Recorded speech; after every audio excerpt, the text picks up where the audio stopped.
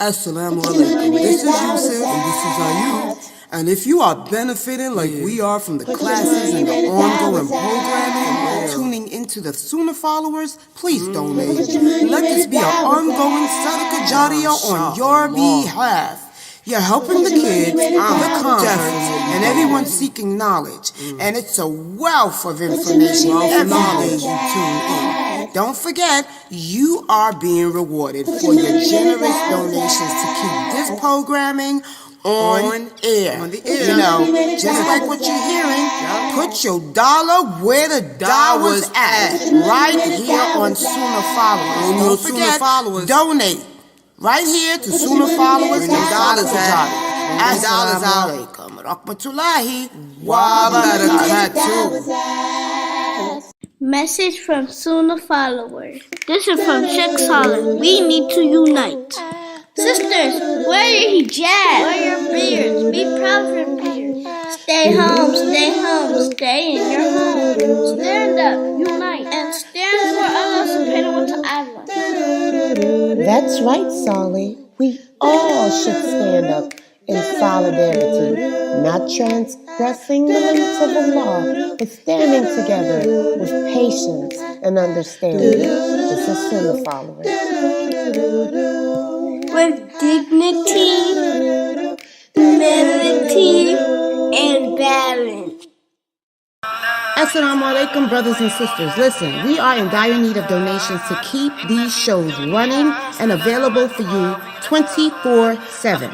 So that means when you're in the car, it's available for you to listen to. Whether you're at work, streaming, playing a game, it's available for you to listen to. Rowing your deen and learning about the beautiful, beautiful, beautiful different topics of Islam.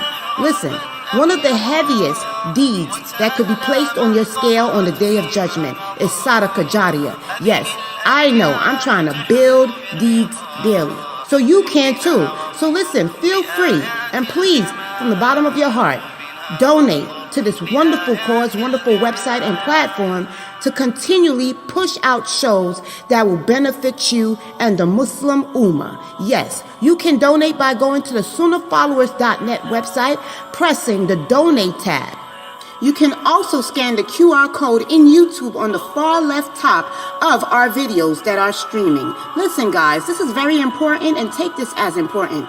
We want to keep this programming available for you 24/7 so that you have access in your car, anywhere you choose to tune in to this wonderful programming. Yes, guys, it's all at your disposal.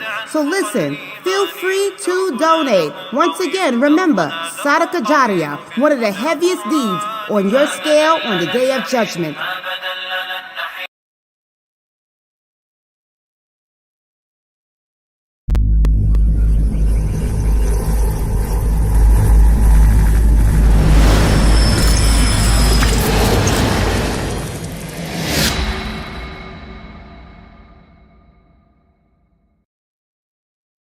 The Muqasid Tafsir.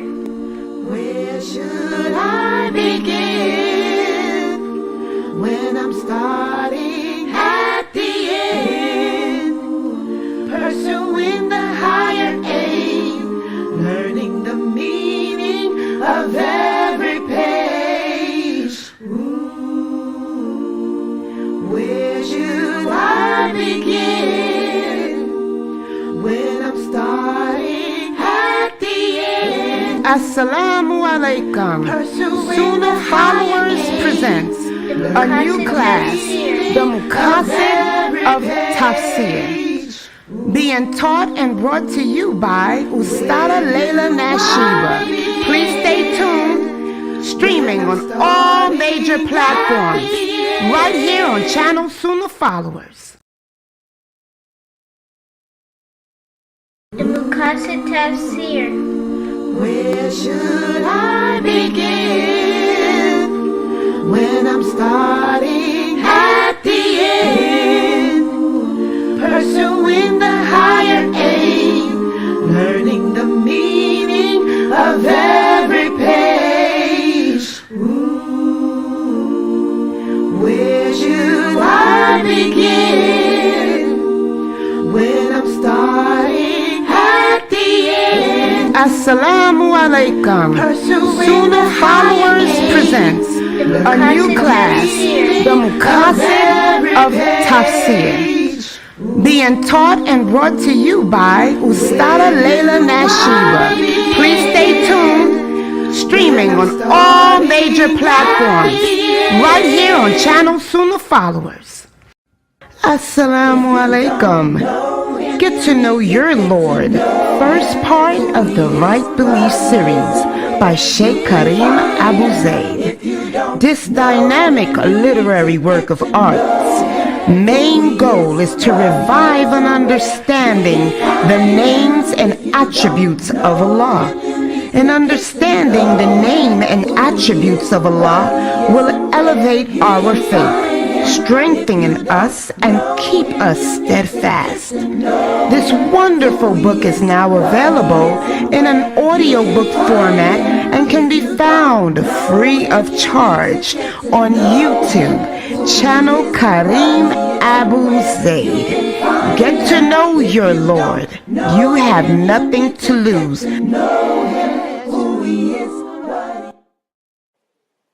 You will make it through. The fitra is awake in you. With Quran and Sunnah by your side, is a place where it will thrive. You will make it through.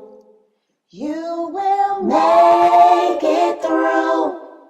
The fitra is awake in you. With Quran and Sunnah on his side, here's a place where it will thrive. You will make it through. With Quran and Sunnah on his side, here's a place where it will thrive. You will make it through. Okay, let me test to make sure. Can everyone hear me? On YouTube and Facebook or any other social platforms? Because sometimes when I put in more than two, when I join the stream with two accounts, you guys have a problem hearing me. Can you guys hear me there? Okay, good. Okay, let me set this up and then we'll get started, inshallah. Okay. Ina alhamdulillah wa salat wa salam ala wa rasulullah. I put a lot of advertisements out yesterday. I have a couple announcements before I begin the class. This Friday, I've had about several sisters who are new to my streams, who are new followers of mine. 3 of them have called me, WhatsApp to me, and asked me about the secret marriage stuff. And I didn't know what they were talking about at first because, you know, nowadays we're living in the days where everybody gives a name to something like the red pill, the blue pill, this stupidity. And now we have the secret marriage. I said, what do you mean secret marriage? And they explained to me that a secret marriage, my husband has, I'm married into a polygamous situation. Of course, it's the polygamy, sisters. I married my husband and he's keeping me a secret. So that's going to be our topic this Friday. I did put out an ad. I was up on the morning making it because I know this is something that needs to be discussed because there's a misunderstanding that you women, you Muslim women have about what a secret marriage is and what a secret marriage is not. And you have also a misunderstanding in regards to what your rights are as a Muslim woman and what your husband's rights are and all of that. So when I do the Q&A this Friday, the topic will center around secret marriage. What is defined as a secret marriage in Islam? Because a lot of you will take, like I said, you Western Muslims, y'all take these hadiths because you don't speak Arabic and you don't understand English well either. Y'all take these hadiths and y'all use them out of context. Y'all try to make them apply to your personal situations, and 9 times out of 10, you're wrong. They don't apply.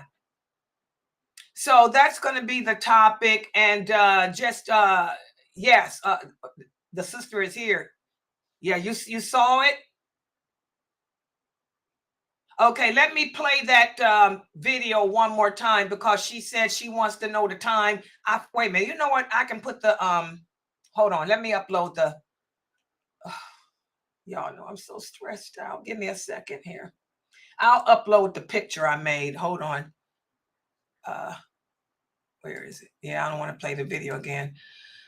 Yeah, this is it. And share it. She wants to share it to her group. Yes, please share it, guys. This is the advertisement I made. Can everybody see it? The Ask Sister Layla live show, Secret Marriage, Friday, 9:30 p.m. Streaming live on YouTube, Facebook, Instagram, X, LinkedIn, Twitch, DLive, and Mixcloud. Oh, I forgot Rumble and Odyssey too. Okay, I always forget them. I'm so sorry. But that's going to be the topic of discussion in between me answering your questions about Islam. We're going to talk about what a secret marriage is and what a secret marriage is not, because a lot of you sisters have it twisted. Unfortunately, you can tell that we're living in the days of the war against Islam, getting ready to, the war against Islam has already started. We're living in those days of great fitting, because I cannot believe how so many of you women have this religion twisted. Okay? That female drama stuff. So for the polygamy sisters, please share this to your groups. I posted it up on my YouTube page too. For those of you on YouTube, go to the community tab. Click on the community tab and you will see, please advertise it. Post it up on TikTok. I'm banned from TikTok. Y'all know TikTok banned me. But guess what? We got a new group. Guess who unbanned me? Because the man who owns it happens to be a friend of my brother who sells motorcycles. I'm not banned on Reddit anymore. So I got a channel on Reddit. They unbanned me, and he told me the procedure I have to go through, and I fixed up my Reddit channel, whereas nobody can comment. Sister Norto, you hear me? Nobody can comment or attack me on anything I do, because I set it up where all they can see is my videos and advertisement. And so I want you guys to join me on Reddit. Norto, you hear me? Norto, Aisho, the twins, join my Reddit. And my name on Reddit is Protector of the Sunnah, but because he told me to use a fictitious name. But the website, type Sunnahfollowers, you will see it. I got the banner up and all of that. So I'm banned on TikTok. They can keep TikTok, but I'm unbanned on Reddit. All I care about is YouTube, Facebook, and Instagram anyway. The rest of that stuff is for kids. But anyway, so share this advertisement, guys. Y'all can share this advertisement on all your social platforms, because a lot of the women who are into polygamy are coming to me with this. I don't know what's going on, who you guys are listening to on YouTube, what famous speaker y'all following, that y'all don't know what a real secret marriage is. Okay? So we're going to talk about that on Friday, inshallah. I'm trying to take it down. Hold on, give me a second, y'all. Y'all know I'm trying to work this stuff all by myself. Here we go. Here. And is it down? Oh, hi. Oh, here I am. Okay. I'm sorry. By the way, have you guys seen the trailer for Wolverine and Deadpool? Anybody seen the trailer?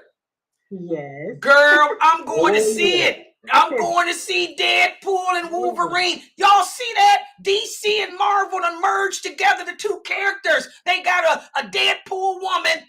Y'all see that? Check it out. Wolverine and Deadpool. It's just Marvel. It's just Marvel.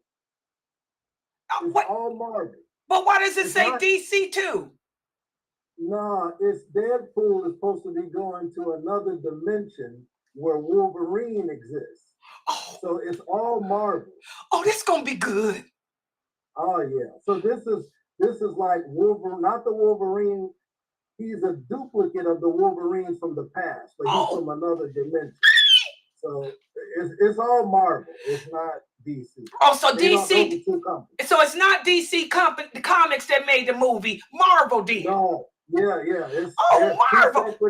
No wonder. Yeah. Well, y'all know it's going to be good because Marvel's always been better than DC. DC is kind of morbid. They always have been. I've always liked Marvel. But I like how they said, how he told Wolverine in the trailer, he said, yeah, Disney brought him back. They're going to keep him on. They decided to keep him on until he's 99. So I said, oh my God, they gave that. That was cold what they said about Disney. So Disney did make it then. So it's made because Disney owns Marvel.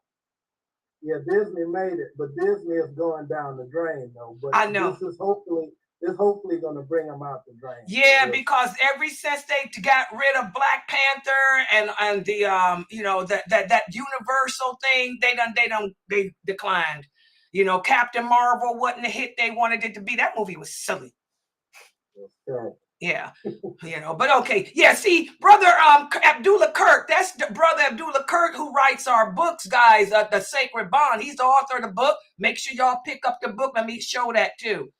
This is the book, The Sacred Bonds, that I'm teaching on Sundays, the Muslim marriage and family. That's brother Abdullah Kirk. He's like me. We authors, we into, paranormal. We like, that type of stuff, fantasy movies, vampires, werewolves. Y'all know I'm trying to get my book finished with my vampire and werewolf. By the way, I'm the vampire and my granddaughter is a werewolf. Did I show y'all that picture? Brother Daryl Kirk, let me show you. My granddaughter had an app on her phone. When I first started writing the book that I'm doing, I'm writing 2 books. But the one that I'm doing that with the vampire and the werewolf, I made the character look like me. The vampire looks like me. And then the werewolf, a little girl, looks like my granddaughter. And she put a filter on her camera and had us looking just like werewolf and vampire. Oh, my eyes were like, whoa, it's pretty. And she looks so beautiful. I told my granddaughter, you make a beautiful little wolf. So will these pictures make it into your book? I'm going to use them. Yeah, I'm going to use it on the cover. I'm going to use it on the cover because I don't know how she did that. I don't know what app she used, but it's beautiful. It looks like I look like a real vampire, look just like I look now, but I got my skin is paler and how the vampire's eyes change. My eyes are that color, and I looked, super beautiful. And then my granddaughter, she had the red wolf mane, and her eyes were the color of a wolf's. Oh, she looked beautiful. I'll show you after the class. I'll show you the picture. Be the first to get it. Yeah, I'll show. Remind me to show you the picture she took after class. Yeah. Yeah, but anyway, guys, I love Marvel comics. Check out Wolverine and Deadpool. It starts July 26th, guys. Layla's going to see it. I'm going to take my grandson as my excuse. My little 12-year-old grandson, I told him, Granny wants to go see Wolverine, so I'll take. Oh, you're going to take us, Jidda? I said, yeah, I'm going to take you. Granny wants to see Wolverine. Well, you may not be able to take them to that one. Deadpool is kind of rough. Oh, it is? Yeah. Deadpool is a Marvel and Disney property that's a little rougher for you. Young people. Well, I better go with Jayla then. Yeah. I'll take my granddaughter, the 20-year-old, 22-year-old. Yeah, because I said I was gonna check to see if it had any, that filthy stuff in there. If it's got the filthy stuff, then the boys can't go. I'll take my oldest granddaughter with me. Take them to Deadpool. I'll tell you. Deadpool, he is morbid. Come and think of it. Yeah, he's a little rough. Yeah, that's too much for the kids. Yeah, he's, yeah, he has a bad mouth. Exactly, Precious. So I'll go with Jayla, inshallah. Me and Jayla, because Jayla's a Marvel freak too, like me. All my grandkids are. Yeah, so anyway, guys, just check that movie out. Little side chatter between the class. All right, so let's get serious. And by the way, everything's working in there in the Zoom room. Okay, so far no issues. But you know, they banned him yesterday. They banned that boy, so he might be looking for an IP. He might be looking for an IP to get in there. So, because they banned him, and it might take him a couple of days. But we'll just keep doing it this way to try to prevent that. Okay, guys, let's get started. Let me start it over again. Hold on for my edit. Y'all know I'll edit all this out. Inna alhamdulillah wa salat wa salam ala wa rasulallah. Alhamdulillah, guys, today, first of all, let me also announce that tonight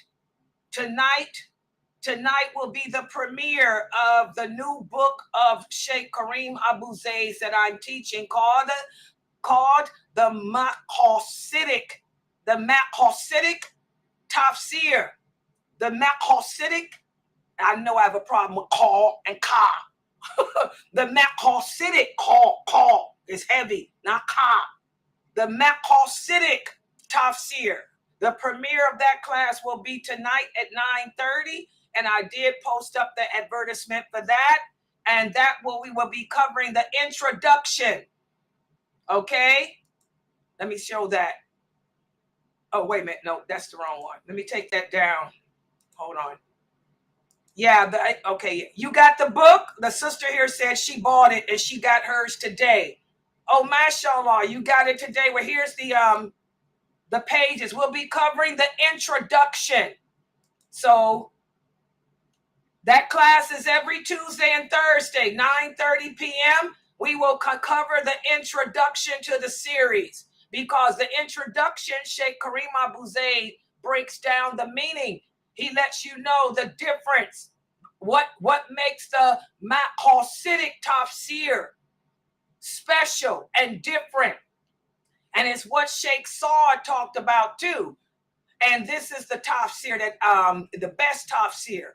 And I'm gonna talk about why. I don't want to go into the lecture now. So make sure you guys are here. And for those of you who have not ordered the book, go to Amazon.com. The book is only $19.99. Okay, so that'll be tonight at 9:30. And there's a quiz. That class is so deep that I will be teaching it the same way I teach this class. There will be quizzes at the end of each lecture. So read the introduction. I know the vocabulary is above the level of American English speakers. And remind me, that's another, Sheikh Kareem, Assalamu alaikum. Sheikh Kareem, just a reminder, I'm going to also let him know when he does another edition to use American English, not United Kingdom English. I think when whoever edits his books, they're using the UK English. And a lot of those words are words that you never, ever, ever hear in American English. But that's okay, guys. The book can get confusing for you, but that's why you have to have a teacher. That's my job, to make it plain and simple to you, which I will. I've already done the PowerPoint. I've taken those words and knocked them down to grassroots English so that you understand the meaning and such. All right? So that'll be tonight. Make sure you guys review the introduction, inshallah. And so for today's class, this class here, a lot of you come to me with this question about participating in voting for non-Muslims to be your leader, your ruler. I've talked about it enough. I've given you all the clear dalil, the clear evidence that the Prophet, first of all, is clear. The Prophet sallallahu alaihi wasallam was clear. The hadith, what's the source? Bukhari and Muslim. No non-Muslim can ever be a ruler or a leader over a Muslim under no circumstances. Not even in regards to marriage. Nobody loves a woman more than her father does. But if her father is not a Muslim, he cannot be her ruler, her leader, her guardian. So if my father cannot be my ruler, my leader, and no man on this earth will ever love me like him, why do you Muslims in America and the United Kingdom think that y'all can elect kafirs to be your ruler and make laws and decisions for you? If my father can't make decisions for me because he's not Muslim, and no man on this planet will ever love me like him, what makes you think that some kafir who doesn't love you, don't know you, and doesn't even like your way of life is going to ever advocate for you? Well, you know, it's haram. There's no question about it. Okay, no question about it. I've dropped the mic on that topic in and out. But what I like about this chapter of the book, Diluting Al-Bara, Sheikh Kareem Abu Zaid is now going to take us into the dimension of how to implement Al-Bara, allegiance and disassociation, living in a non-Islamic society when it comes to legal verdicts, legal decisions, legal choices, and all of that. So I want everybody to pay attention for the next 2 weeks. For the next 2 weeks, as we go through this chapter, you will have all your reasons. You already got the dalil that you can't vote in no presidential election. Anybody telling you, oh, we need to have a voice?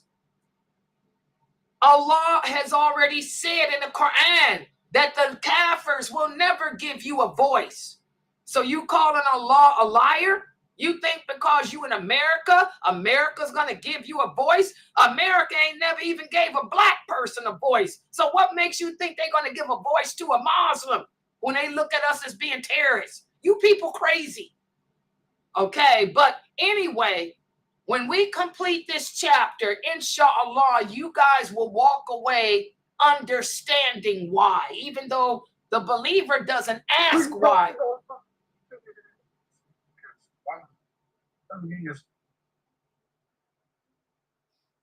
Even though the believer never asks why he or she cannot disobey Allah, you know, you will understand why you shouldn't vote and can't vote in presidential elections living in a kafir environment. So let's put the PowerPoint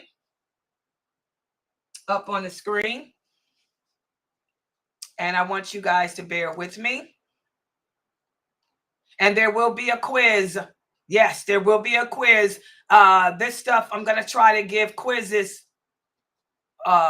at the end of all of these lectures here, because I want you Muslims to understand, you know, the danger and the severity of disobeying Allah when it comes to appointing leaders over you, when it comes to blurring the lines of wala wal bara.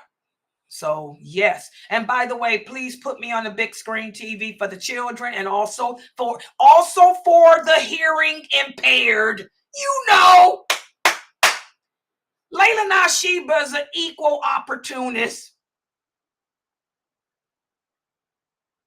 I had a couple of the old ladies complain that they can't hear. I don't know why, because you can't get no louder than Layla. But anyway, for the elderly sisters who are following me, kudos, okay? And I want y'all to put me on the big screen TV and put your hearing aid in, okay? And you can watch me because I know your eyesight's dim, okay? It happens. That's part of life. When we get old, I'm old too. I'm 60, 63. Oh yeah, I'm an old lady. I'm half dead too. Don't worry, we living. Just put me on the big screen TV. Turn your hearing aid on. And also, just take screenshots. Have your grandkids. You got grandchildren there. Have your grandchildren take screenshots, of the PowerPoint, so they can print it out for you at the end of the class, sisters. and you can review the PowerPoint and compare it to the pages of the book. Okay, that's for my elderly sisters here. Yeah, the problem with that hearing aid is the Bluetooth. The reason why your hearing aid's not working is because of the Bluetooth settings. So try to get your children or grandkids to look at your Bluetooth connection as to why you can't hear. That's for my elderly sisters here. Okay? Yeah, and may Allah bless you all. And I love you all for the sake of Allah. You know, we trying to keep it real, us sisters. All right, let's put the PowerPoint up on the screen.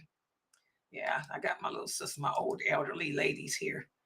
Okay, let's see. I'm going to start with the people in the Zoom room. Let me share my screen to you first.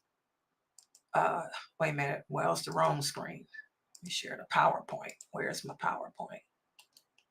I don't want to put the wrong one. I got the other PowerPoint for the other class. Okay, let's try this now with you guys. Share this and this. Okay, you guys can see that. Okay, people on YouTube and television. My old ladies on television. Here we go. See the PowerPoint? The elderly sisters and the kids. And Sister Wefast said, Layla, you are so funny. I tried. You know, we got to put a little bit of humor in here. Walaikum salam, Sister Pam. Can y'all see it? Y'all see it on Facebook and YouTube, Pam? Yeah, I got a couple of sisters that got a little disabilities. They couldn't hear me. Loud as my voice is. Can y'all believe that? That's because they hearing aid. They need to put it on those Bluetooth sets. Check your Bluetooth settings. All right. Okay. Start from the beginning. So tonight we'll be covering pages 421 through 424, and there will be a quiz. We're going to speak about Al-Wala and its social implications. In other words, what to show allegiance to. Living in a society like America, what do we show or give allegiance to? We definitely don't give allegiance to a flag. We don't give allegiance to the flag of Palestine. That's why I can't stand to see you Muslims with them Palestinian flags on. Y'all better burn them flags. That's why Allah is sending this war. He wants y'all to wake up and see that the only thing deserving of allegiance is him. Long as y'all walk around with them flags of Gaza strapped all over your bodies, you know, Allah is going to make that war get even worse. Because he's trying to tell you something, that your allegiance is displaced. Your allegiance ain't to no country. Your allegiance ain't to a flag. Your allegiance is not supposed to be to a part of the earth. What did Allah tell Moses to make the people, the Palestinians, believe? That's the thing that, I'm going to be honest, that's one of the problems the Palestinians have always had since the days of David. The Palestinians got to understand, as Moses said, the earth belongs to Allah. It don't belong to you. You don't own that part of the world. You don't own Jerusalem. The Zionists don't own it. You don't own it. Allah owns this earth. Take them flags off. And then maybe Allah will stop what he's doing. All right? That's the truth. The truth is a bitter pill to swallow. But somebody got to say it. All right. So, you know, our allegiance ain't to no flag. Not for Palestine, Gaza, America, Egypt. Care about no Egyptian flag. The only flag our allegiance is to is La ilaha illallah, Muhammadur Rasulullah. Everybody understand that? So, what do we pledge allegiance to? What can I offer allegiance to living in a non-Muslim country, if not the flag?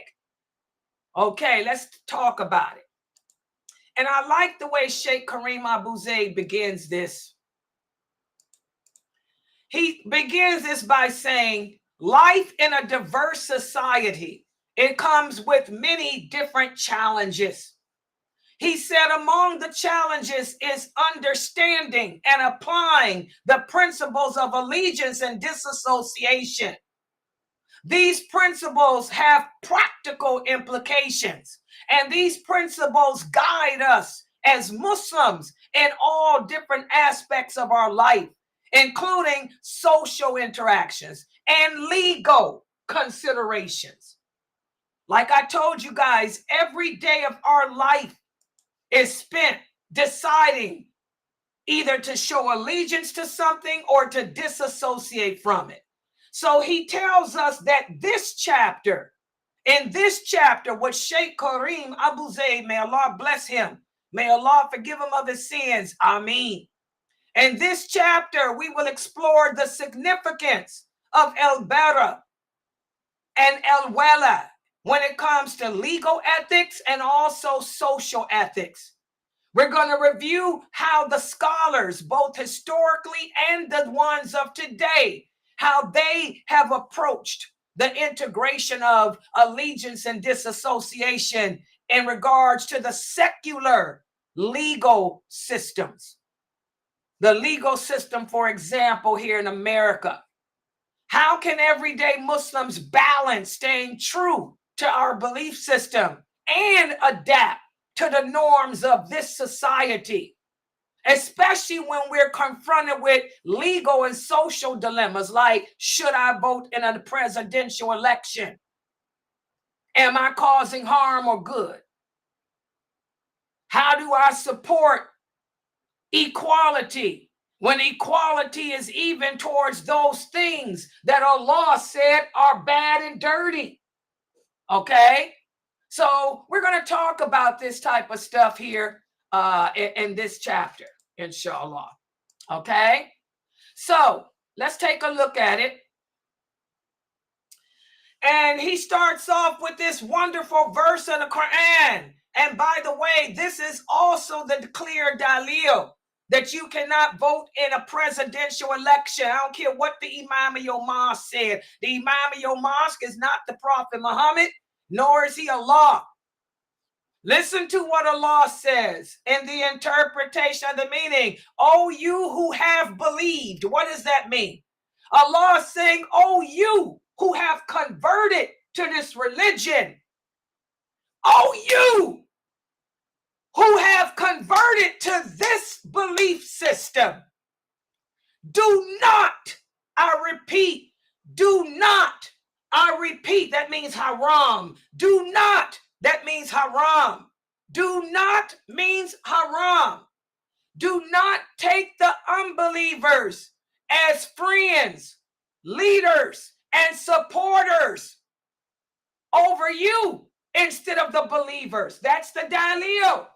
That verse right there, that's your proof, Aki, that you can't vote in no elections for no non-Muslim. Plus you got the hadith where the Prophet sallallahu alaihi wasallam explained this verse too. He said a non-believer can never be a ruler or a leader or guardian over a Muslim. And also, not only does Allah say it's haram to take an unbeliever as a ruler, supporter, guide over you, but he also tells you what happens if you do. He says, do you wish to give Allah a reason to punish you? Hello. Lailanasheeba has dropped the mic again. Bam. I keep telling y'all, war comes from Allah. It don't come from America. Why is the war going on in the Middle East? Because Allah willed it. You Muslims in America, you Muslims in the United Kingdom and Europe, you have given Allah a case against you, a clear case against you. You disobeyed him by putting into leadership non-believers, believing that they would give you a voice. When Allah tells us in another verse of the Quran, and we'll get to that one too in this chapter, that they will never have your interests at heart. So you claim to be a scholar. You claim to be a brother of knowledge because you graduated from the University of Medina. I don't care. Because you graduated from Al-Azhar. I really don't care. You're nothing.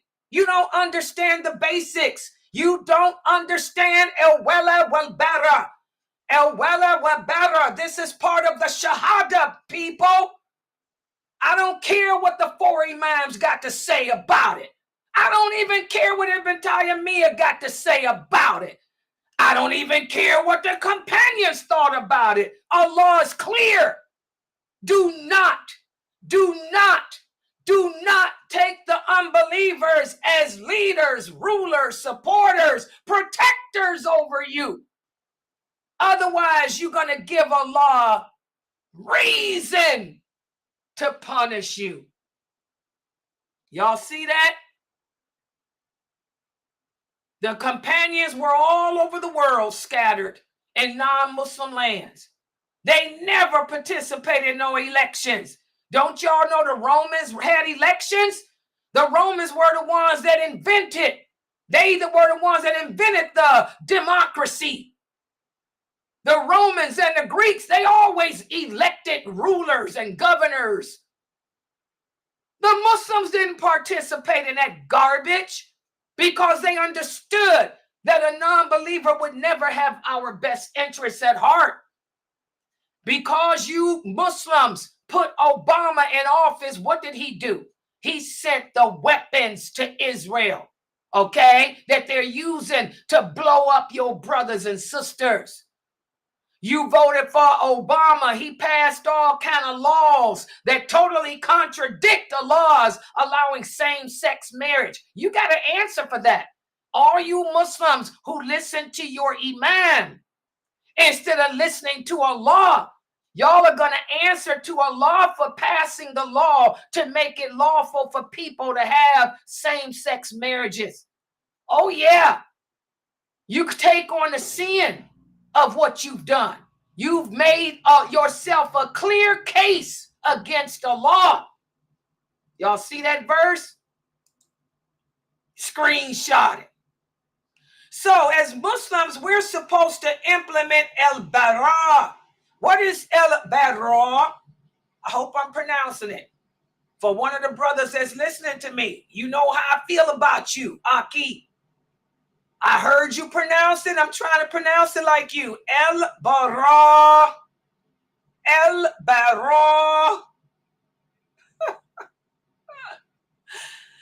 As Muslims, we're supposed to implement Al-Bara when it comes to anything that contradicts what Allah says.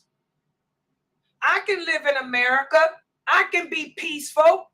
I can vote for garbage men. Oh, yes. Say, for example, city council has having a meeting. They want everybody to come and vote whether or not we want the garbage to be picked up on Mondays or Tuesdays. I can vote for that because that has nothing to do with putting a ruler over me. That doesn't contradict this verse of the Quran. Say, for example, your city council wants you to vote whether or not you want taxes to be increased. Oh, no, we don't like taxes. I can participate in that. City council wants you to come and vote whether or not they should implement a non-discriminatory act. Yeah, as long as it ain't against something that Allah says. But now they want you to go out and vote between a bunch of non-Muslims, which one you think would be a better president. I have to disassociate from that because Allah says here, oh, you who have taken on this belief system, do not, that means haram, do not take unbelievers as rulers, leaders, supporters over you. So I can participate in garbage collection day, taxes day, school board run and all that. I can, whether we're going to have a union or not, I can vote for a union or not. But as far as putting someone over me that's going to make laws, rules, conditions as to my survival, this is where I distance myself. Y'all understand that? So Al-Bara serves as a counterbalance in distancing us from the un-Islamic practices and the un-Islamic ideologies of the society in which we live in. Y'all understand that? Is this clear? And I know when you read the book, Sheikh Kareem, may Allah bless him, he's using United Kingdom English.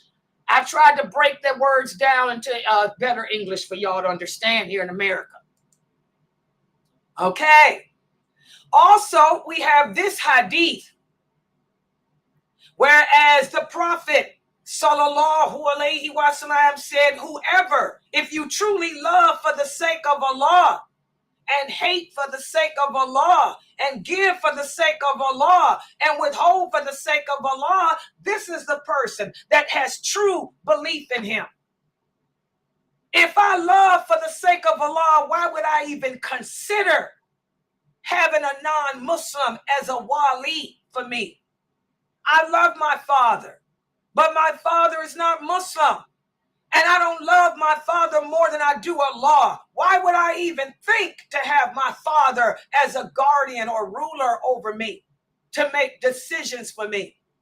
No, my father can't do it. Much as I love him, I have to distance him from that. I'll give it to the local imam. Okay? That's loving for the sake of Allah. You have to love everything that Allah loves and hate the things Allah hates. Just like the hadith that we spoke about the other day, whereas the Prophet sallallahu alaihi wasallam said, whenever a Muslim gives titles of grandeur and titles of honor to unbelievers, you anger Allah and you bring his wrath down on you. Because Allah gets angry, because if they were deserving of those titles, then they would believe in him. How can you refer to Darwin as being one of the greatest thinkers of all time? How can you refer to Sigmund Freud as being one of the greatest thinkers of all time when these men never thought, they never believed that Allah is Allah? They believed in evolution. So it goes hand in hand. We have to hate what Allah hates. Allah hates disbelief. So why would I sit here and glorify a kafir? Obama. A lot of you Muslims, how did Obama get in office? He was smart enough to know what to do. He went to the mosques. He got all you American Muslims to support him. And he went to the African American community and the Hispanic community and got all the minorities to support him. That's how he got in office. Okay? He used you. He could care less about your way of life. He's against your way of life. Nobody likes us except us. Allah says that in the Quran. We're going to talk about that verse too. You will never be able to make them accept you. You will never be able to make them like you, no matter how you try. Okay? So, this hadith emphasizes again that disassociation should be for maintaining your closeness and allegiance to Allah. I don't care how good it will look for me to stand up in a rally and say I support this person for presidency. It'll make Allah angry because Allah said, didn't I tell you that you can never make them rulers over you? So again, guys, Al-Bara, the concept of disassociation, it has to be implemented, guys. It ain't about trying to please the people around you. It's not about trying to get accepted by the kafir. It's about acceptance from Allah. Whenever we fail to abide by Allah's laws, that's when he sends war.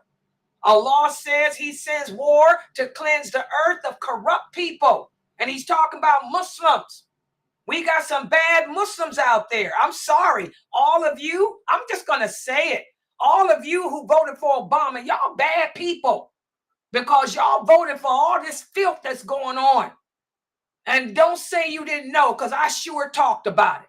I sure spoke out against it. Sheikh Atlee spoke out against it. Kareem Abu-Zayd spoke out against it. But y'all didn't listen to us. Oh no, we're the crazy Salafis. Y'all didn't listen to us. Y'all listen to those moderate Muslims. Y'all listen to those brothers down there in Texas who also tell you that you can call upon the dead. Y'all listen to them. Y'all listen to those women that walk around imitating the nuns.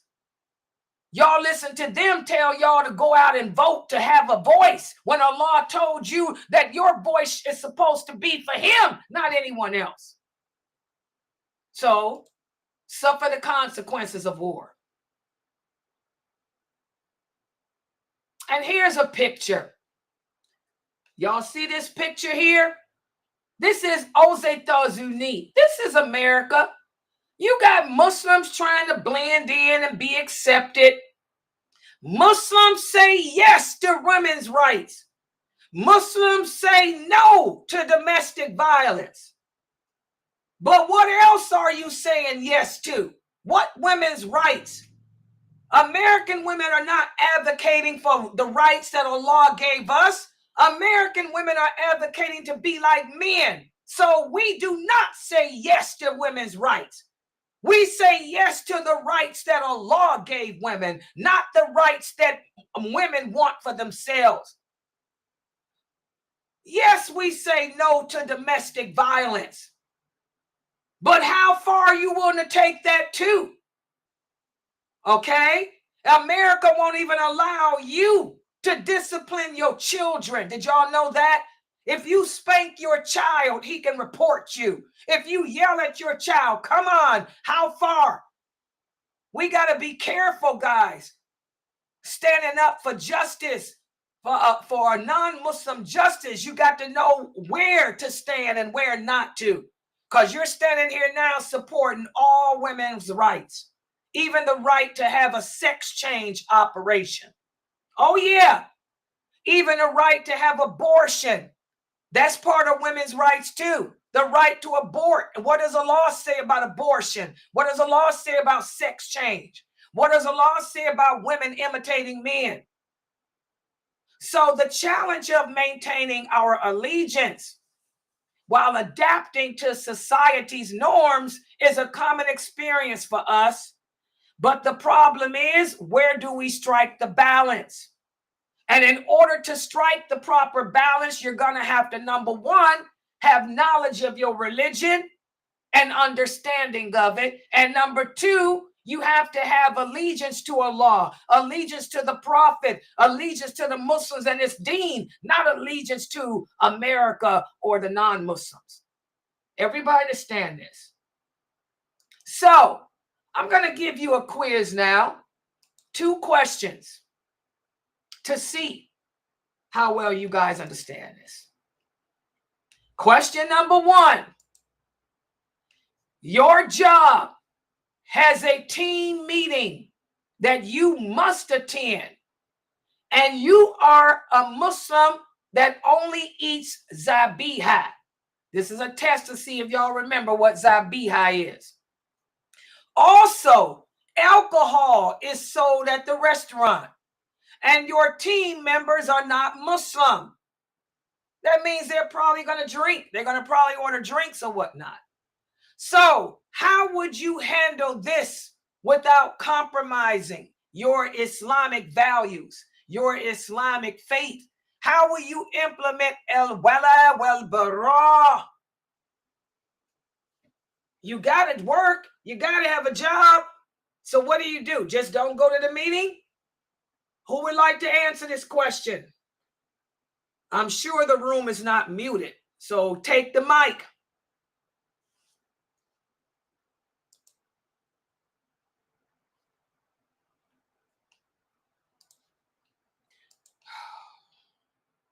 Let me start at the top. Amina Fresno, how would you handle this situation without compromising your Islamic values? I'd go to the meeting and leave after the meeting was over. Okay, you'll just go to the meeting and leave? What y'all think about her answer? They ain't gonna say nothing. Yeah, her answer is okay, but I would have put more emphasis in it. Okay, what would you say, Mina? I would have basically just tell them that, well, I don't know. It just all depends. So is the meeting mandatory, you said? Y'all, this is all my questions are questions of fiqh. What does fiqh mean? And to see if y'all understand, read the question. It's clear. Okay, yeah. Okay, so no, I wouldn't go.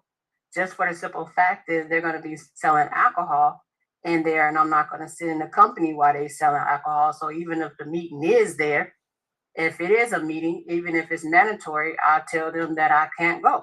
So okay, so they have to give me another option to go to. Yeah, so now you've been fired. Was that an example, guys? She's fired. With that, that's an extremist attitude. With that type of, y'all see, fiqh means thinking. We Muslims don't, in America and the West, we don't think.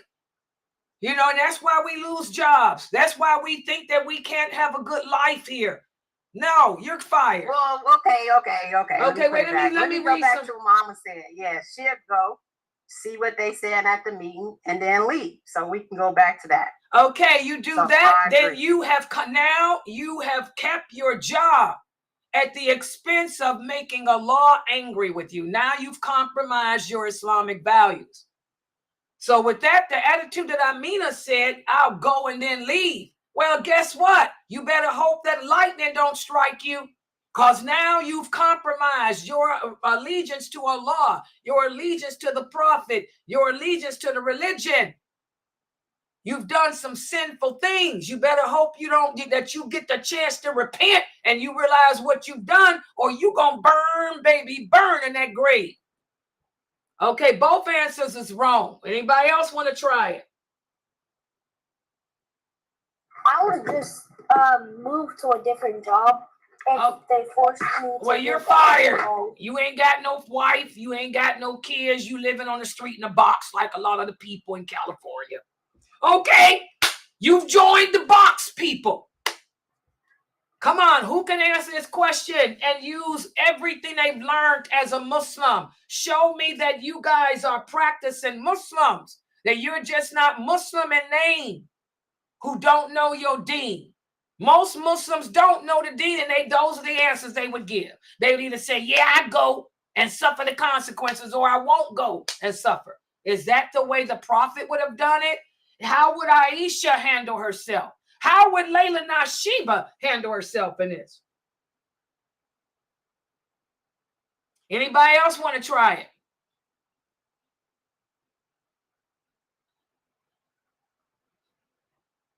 This is why I love this book of Kareem Abu Zayd. This is why I love this chapter, because all that we're learning in this chapter is going to cause y'all to think as Muslims and fall back, like the Prophet said, fall back on your faith. Nobody else wants to try this. Nobody else. Either y'all are going to go and suffer the consequences or not go and suffer. Nobody else got an answer. That's sad. I hope Sheikh Kareem is watching this. I already know that a lot of these other famous brothers are. Yeah. See what y'all need to work on in y'all khutbahs. Y'all need to teach these people how to be Muslims and how to think. Okay, let's look at this question. The question is your job, and I want Mina and everybody else to pay attention. Your job has a team meeting that you must attend, and you are a person that only eats zabiha. Also, alcohol is sold at the restaurant. And you of course, you're the only Muslim in your department, and that means that they might drink. So how would you handle this without compromising your Islamic faith and values? Well, real simple. I found myself in these situations all the time. First of all, I'll explain before the meeting. When I get the note that there's a meeting that I have to go to, a mandatory meeting, the first thing I would do is approach my supervisor. And I will say, can you have a separate table? A separate table for those employees that do not drink alcohol because it's against my faith. And I'm pretty sure there's other employees here too who may be against their faith to drink alcohol. So I will attend the meeting, but can we have separate tables? Or, you know, people just don't drink and we drink non-alcoholic. 9 times out of 10, guys, your boss will agree. Mine did. I had to go to so many union meetings, it ain't funny, all over the state. But I always requested a separate table. And guess what? Half the employees were with me because you'd be surprised how many people don't like to drink.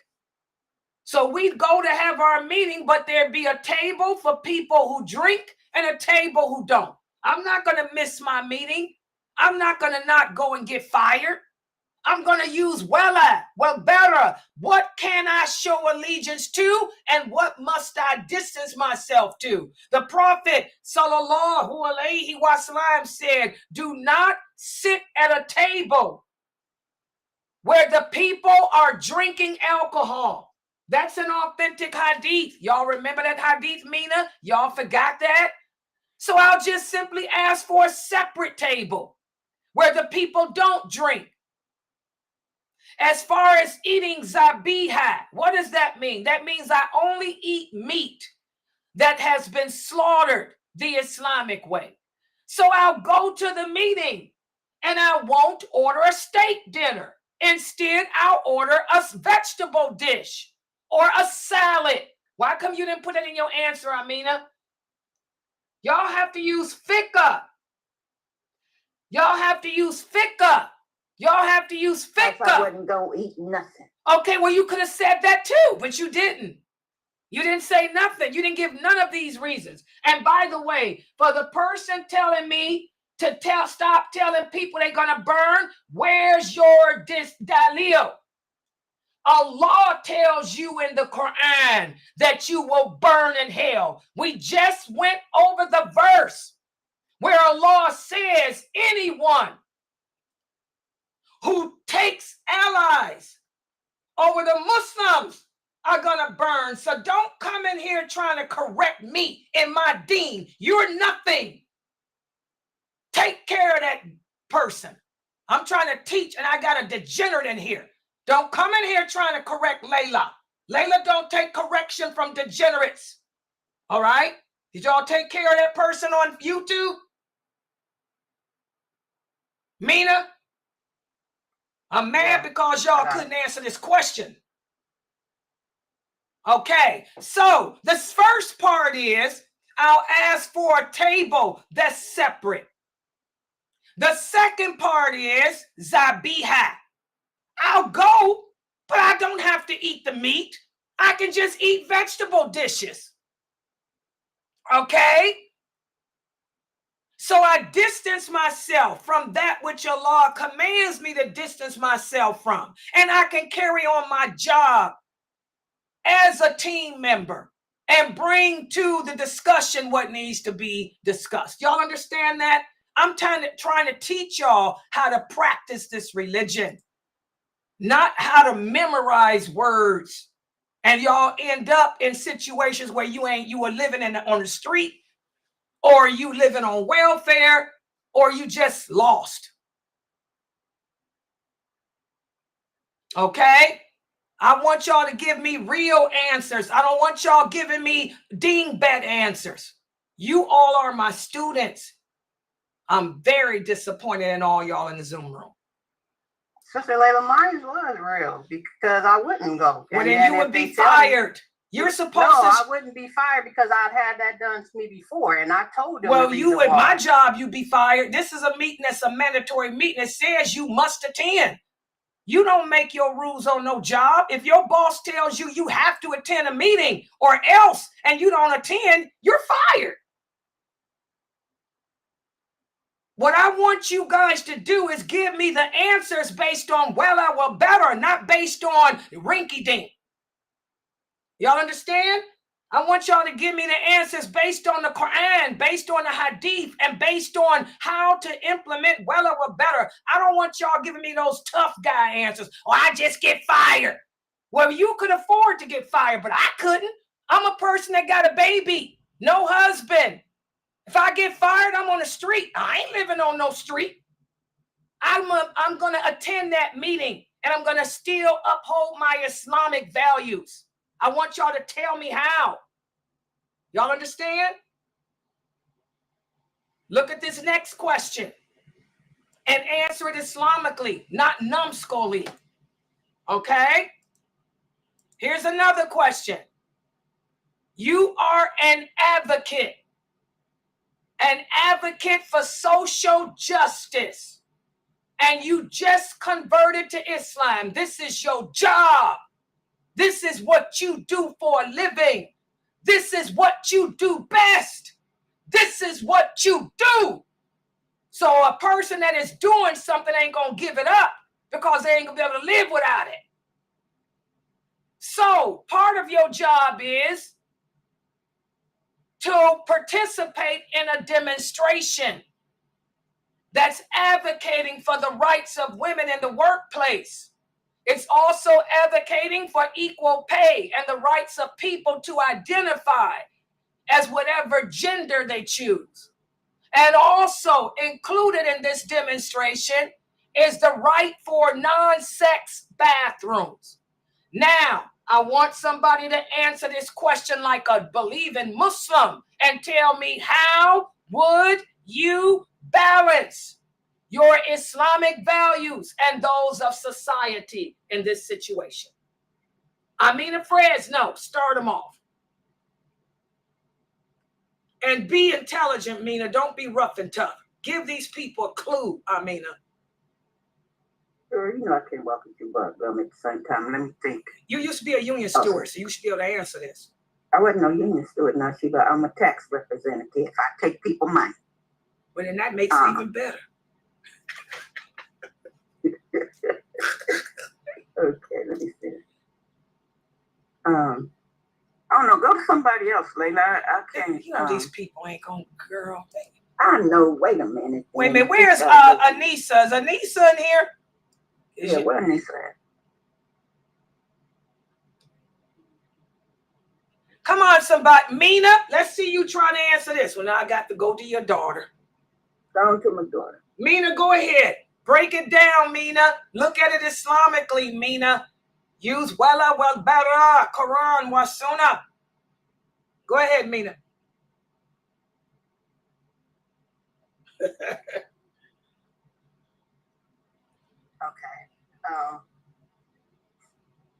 First of all, look at the question. First of all, let's break it down. Let me help y'all with this. What does Islam say about advocating for the rights of people in the workplace? Is this against Islam? Does Islam forbid us from advocating for equal pay? Does Islam teach us that women got to be paid less than men? I mean, is it okay to advocate for that? That's the first thing you ask yourself. Does advocating for the rights on the workplace to equal play, equal time, equal treatment, does that contradict Islam? What do y'all think? Does it? No, it doesn't. Okay, so that part I can advocate for. What about the rights of people to identify as whatever gender they choose? What does Islam say about that? Yes, it goes against what? Okay, so that I have to use Al-Bara. I have to distance myself from that. And what about same-sex bathrooms? That contradicts Islam too. It does, yeah. So I distance myself from that. So in a case like this, I would say, wow. I would go to my supervisor. I would go to the director. And I would say, you know what? It's a shame that disparate treatment is shown on the job in regards to the policies on same pay, same job. I will take care of that. Let me handle that department. Let me handle the demonstrations dealing with the rights of women and men to be paid equally. Let me handle the rights of disparate treatment. But as far as the part dealing with same sex and all of that, I'm distancing myself from that. I will not handle that area. Let it be known that lailanasheeba will be in charge of addressing the rights of fair treatment, fair pay, equal pay on the job. Bring all the press release to me on that. But when it comes to the same sex stuff, I have nothing to say about it. I have no comment. I'm not dealing with it. Y'all see how I did that? Does everybody understand? Do you guys understand? Or are y'all lost? Are you guys lost? Is this too? Yes, I understand. Is this over y'all head? I mean, just be real. Let me know. Is this too complicated for y'all to figure out? Once you broke it down, I understood more. You know, these are the type of decisions that we're going to be faced with in life. You can be Muslim and live in America, but you just have to implement allegiance and disassociation. You know, I'll take care of the stuff that doesn't contradict my belief system. I will demonstrate. I will advocate. I will fight for equal pay and fair treatment on the job. But in regards to this other stuff of dealing with homosexuality, I have nothing to do with that. I'm not going to handle that. That's not my department. Y'all understand? And with the other situation, yes, I'm going to participate in the meetings. I'll go to all meetings. I'll go to all seminars. Just make sure that there's a separate table. There's a separate table. There's a separate table for people like me who don't drink, who don't smoke, who don't deal with that nonsense. It's not hard. You just have to balance. You can be Muslim and still be successful in your career and successful with Allah. But you guys are going to have to think. Y'all can't give me the answers y'all gave the first time. Y'all can't say, I just ain't going because you fired. And you can't say, I'll go, but just won't do nothing. I'll sit there and be a part of it. You're going to be punished by Allah now.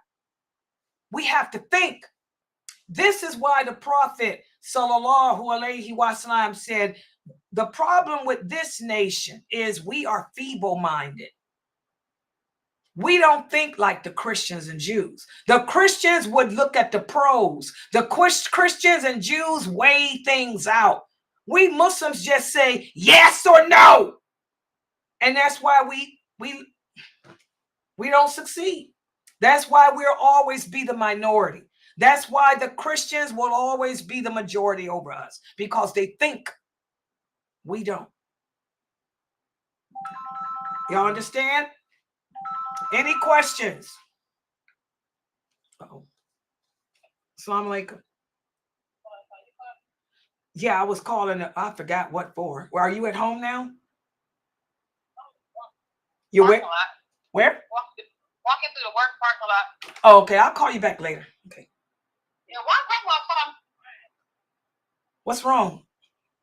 What you mean she called you crying? She called me while I'm at work, talking about can I ask Jayla to take her to see Rashad? You know what? That's right. Her phone, call her back. Her phone wasn't working, and she asked me to call Jayla because she wants to go see Rush. Huh? Huh? I called her, so she called me, and I'm talking to her. I'm like, okay, well, yeah, Mama.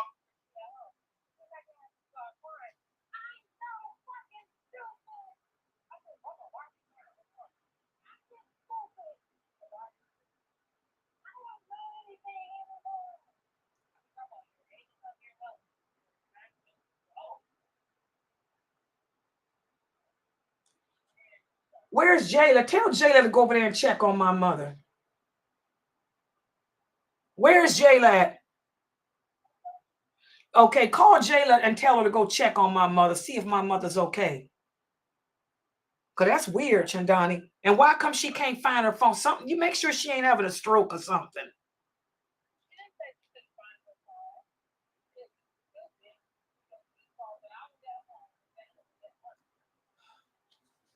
Okay, just go over there. Have Jayla go check on her. All right, assalamu alaikum. Girl, I tell you, it's always something with the kids and family. Okay, I'm sorry, guys. Oh, my mother. All right, so do y'all understand? This is how, there's no way that we're going to be able to survive in any society, guys, if we don't think. You have to weigh it out. What is my, what can I do that's not compromising my deen? What is it that if I do it is? Y'all got to be able to think this stuff out. Okay, any questions? This whole chapter, I'm going to be giving y'all scenarios like that. I'm going to be giving you scenarios like that you guys are going to have to think and answer based on allegiance and disassociation, based on what you know is lawful and unlawful, what you know Allah likes and what Allah doesn't like. Y'all got to do better. I'm very disappointed in all my students. Very, very, very, very disappointed. We want to know why we're going to end up in hell. And that's the problem. Muslims don't want to hear about hell. The Prophet Muhammad sallallahu alaihi wasallam said, never forget the destroyer of pleasure. Never forget the destroyer of pleasure, which is death. That's the problem. You Muslims don't want to hear about hell. You don't want to accept the reality that we will be punished in our graves. By the way, I understand that there's a group of Muslims who don't believe in the punishment of the grave. The punishment of the grave is real. Whatever choices we make in this world, they're going to come and bite us in that grave. And yes, there'll be more of us in hell than paradise. Allah says it. Allah says that there'll be more people in hell because of our disobedience to him and our rejection of him. So you Muslims that don't like to hear that you're going to burn in hell, you better start learning that you will. You think that Allah going to just put you in heaven when you defied him, denied him? The Prophet Muhammad sallallahu alaihi wasallam spoke about heaven and hell a lot. That's what his khutbahs were filled with. Part 1/3 of his khutbahs would be about heaven, another third about hell, and how we gonna burn in hell if we disobey Allah. So that's the problem with Muslims today. Y'all don't want to hear the truth. You don't want to learn the truth. You want to sit around on the internet and play games. Then you come into my class and can't answer a question, a simple question you can't answer. And by the way, where's the moderators? There's a person trying to get in. See? All right, guys, I'm going to close out. I'll be back, inshallah, at 9 o'clock. And by the way, there's going to be a quiz in that class too. Y'all better read the book. Read the introduction. Subhanakallahumma wa bihamdika ashhadu an la ilaha illa anta astaghfiruka.